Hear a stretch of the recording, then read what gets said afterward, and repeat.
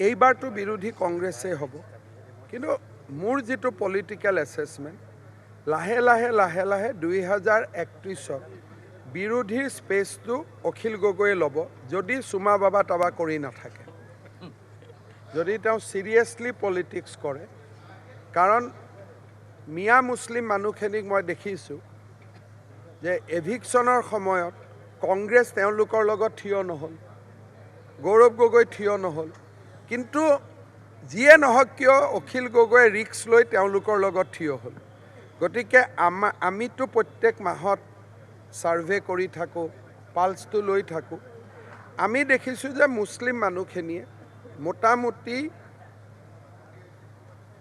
কংগ্ৰেছতকৈ অখিলৰ প্ৰতি তেওঁলোকৰ বিশ্বাসটো বেছি আছে, কিন্তু 26ত নহ'ব, কাৰণ তেওঁ সংগঠন নাই বা বেকআপ নাই।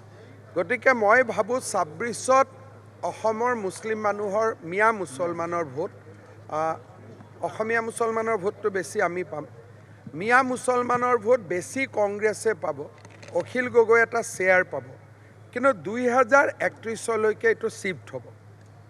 আৰু মই ভাবোঁ যে 31ত অখিল গগৈয়ে বেছি পাব, যদি মাজত যিটো তেওঁ পাগলামি কৰি থাকে সেইটো যাতে নকৰে।